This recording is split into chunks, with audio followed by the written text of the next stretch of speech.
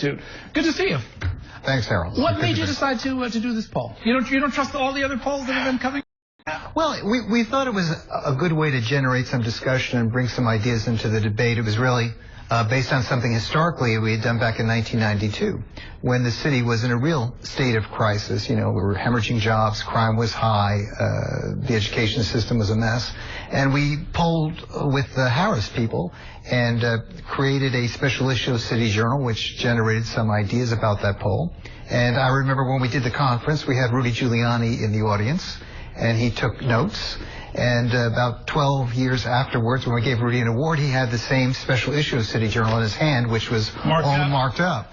So what we learned from that experience is that ideas matter, and a way of maybe getting people to think about new ideas is to get people's opinions and work from there. Well, I mean, one of the first shockers is that 57% would consider leaving the city. There are some people ready to give up on the city, even a majority. I think, you know, one of the challenges, and particularly for the younger people in the city, is that it's always been a mecca for upward mobility, and for some of the best and the brightest, I still think it is. But for some of the people on the lower rungs who are looking for jobs and opportunity, it's become more of a challenge, and I think the next mayor is going to have to address that in a serious way. Now, when it comes to assessing the departing mayor's performance, it was really about an even split. I think 49% liked him, 48% said they not so hot on Bloomberg. That's right. Is that what does that tell the candidates, though? It seems like they could flip a coin about whether or not to be pro Bloomberg or anti Bloomberg. I think what it tells people is that the things that the mayor maintains, say from the Giuliani administration, which is to have a very proactive policing strategy, you know, to work aggressively to keep welfare under control, to provide services in an efficient manner. People like those things, but it's insufficient. That there are new challenges that the city faces as, you know, we transition from the financial industry being the generator of wealth. We have to come up with new ideas of getting people ahead. And I think there's a dissatisfaction that hasn't been addressed, and people want some answers.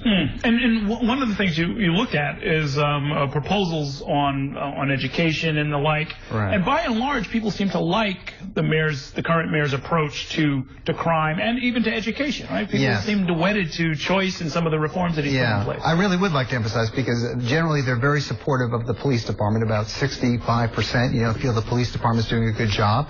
There was a kind of mix or split on the stop and frisk policy, which is quite controversial. But all in all, I think they know that the police are out there protecting them, and they endorse that.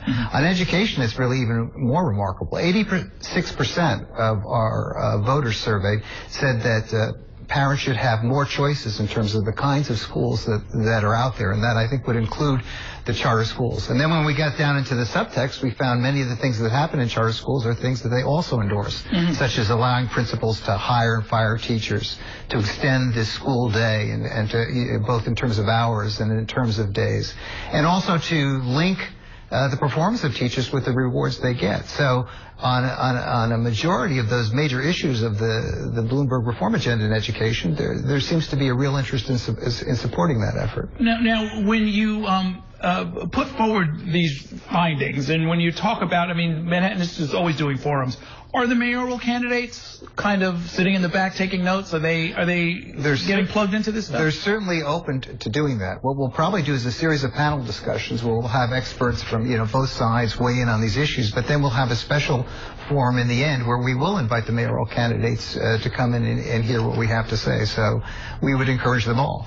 And in point of fact, now that we have the results of the poll, the door of the Manhattan Institute is open for any kind of off-the-record discussion that any of the candidates would like to have. That could get very interesting. I think probably most of my viewers are assuming that the Republicans have reached out to you. The Republican candidates have reached out to you at some point, if you weren't already kind of talking to them. Yeah, I don't want to betray any confidence, but the reality is some of the candidates have approached us. But, you know, I would like to be clear that we're open to working with all the candidates, Democrats and Republicans. As you may know, the Manhattan Institute works with mayors in other cities, including Cory Booker across the river in Newark, who's a diehard Democrat, and we're all about getting the right ideas. You know, it has nothing to do with the partisan left. Oh, no, you've got the camouflage of your name, the Manhattan Institute. And meanwhile, you guys are doing stuff in Detroit and all over the place. We love cities. We think cities matter, and certainly New York is the greatest one, and we want to make sure it maintains that greatness. When we see in your poll that